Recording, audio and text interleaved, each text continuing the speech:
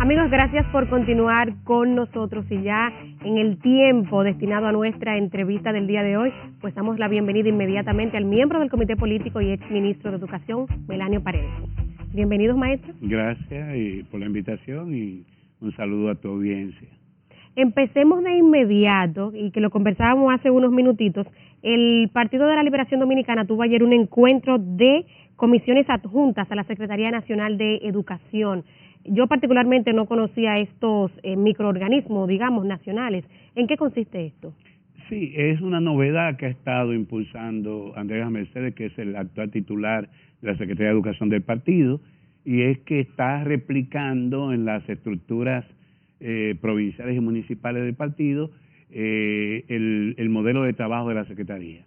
O sea, las secretarías son órganos nacionales del partido que tratan específicamente el tema educación. Y pienso que es interesante que estas atribuciones, que son básicamente para trabajar, asistir al partido, fijar posiciones a este nivel, pueda tener su réplica, pueda tener su reproducción a estos niveles, porque eso le da un termómetro, un vehículo para recabar informaciones desde la base del sistema educativo y también poder canalizar las posiciones que el partido vaya adoptando en materia educativa. Fue un evento, yo estuve en principio programado para ir, pero otras diligencias, otros compromisos me lo impidió, y fue una actividad exitosa en la que varios expositores hablaron sobre la situación política del país y particularmente la situación que enfrenta la educación dominicana en el día de hoy. De hecho, veíamos declaraciones del vicepresidente del partido, Juan Ariel Jiménez, haciendo críticas acérrimas a la actual administración del Ministerio de Educación y alegando, ¿no?, que cuando el PLD vuelva en el 2024, como él lo prevé, pues habrá soluciones a lo que el partido entiende que no se ha solucionado hasta ahora. Vamos por ahí, su valoración del sector educación actualmente.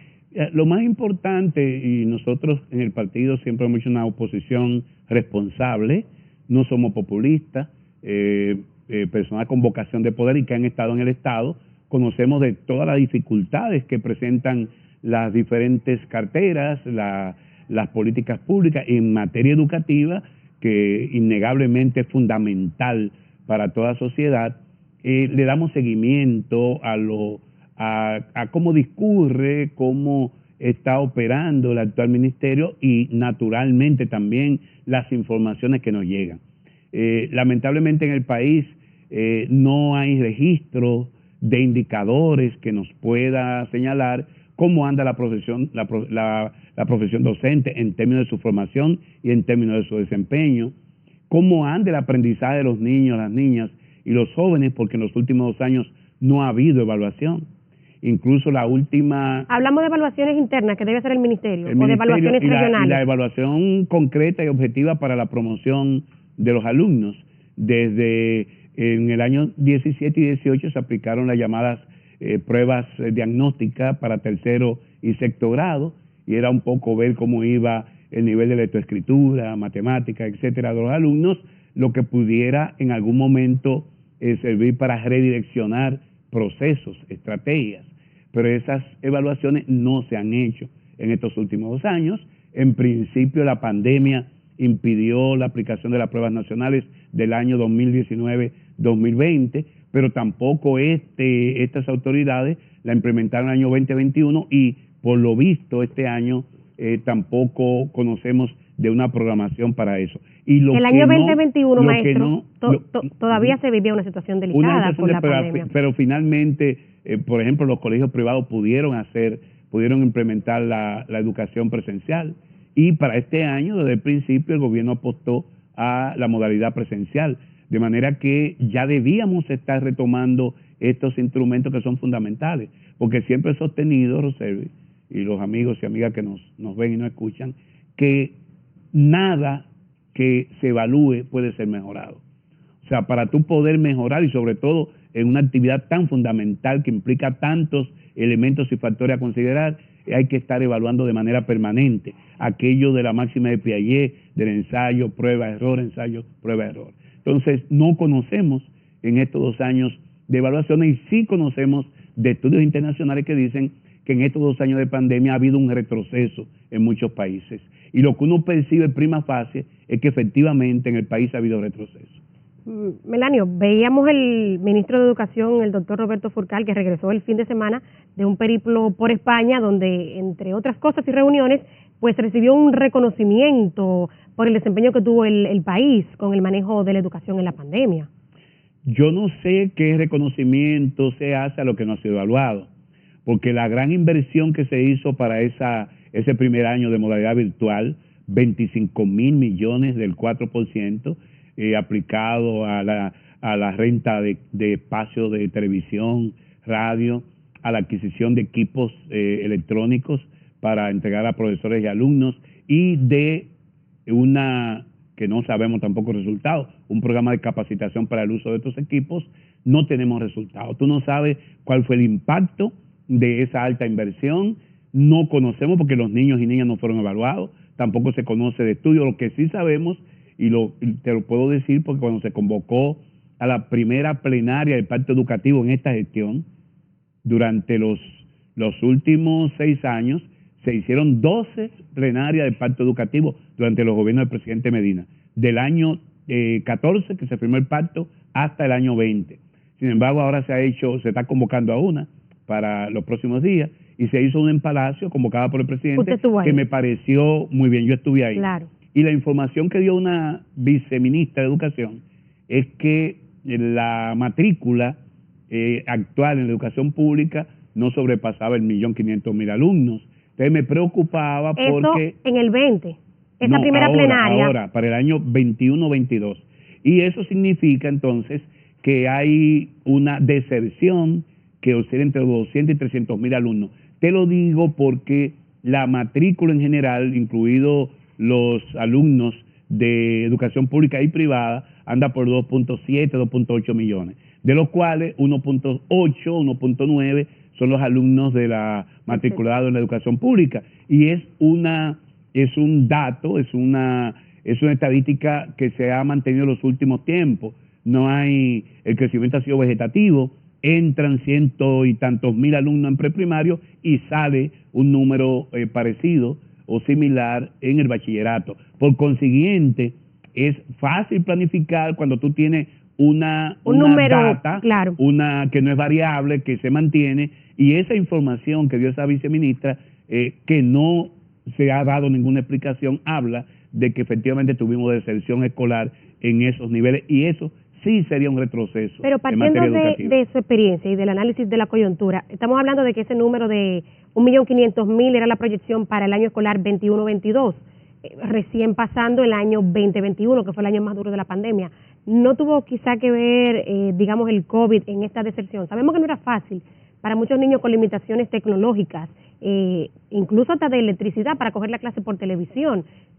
¿No influyó quizá esta situación? Naturalmente había que esperar un impacto en el primero que se abortó, el 19-20, que fue el último que administró la gestión del presidente Medina, pero en el año 21-22, que es de la administración de las presentes autoridades, debió ya comenzar una recuperación de aquellos indicadores en que retrocedimos o la pandemia sacó del aula a muchos alumnos y alumnas. Eso era previsible, por eso no se puede hablar de éxito, hay que hablar de que estaríamos en este periodo recuperando lo que se había perdido.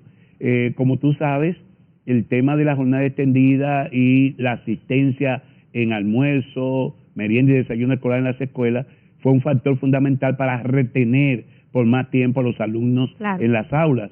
Si eso no se le está proporcionando a la familia, muchas familias no envían o no intervienen en el proceso educativo porque no tienen las posibilidades de suministrarles asistencia a sus hijos. De manera que ahí hay un elemento por evaluarse, por investigarse. Prima facie no estamos culpando a nadie, sino que tenemos que saber en qué estamos, en qué momento estamos.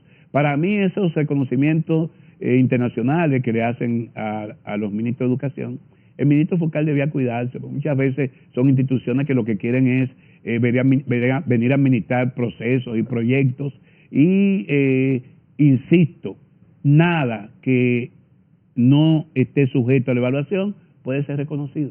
Bueno, dejamos sobre la mesa esa recomendación al ministro. Permítame volver sobre el tema político y la educación. Veíamos hace un par de meses, digamos, dimes y diretes entre Carlos Amarante Barret, también exministro de Educación, y el presidente de la ADP, Eduardo Hidalgo.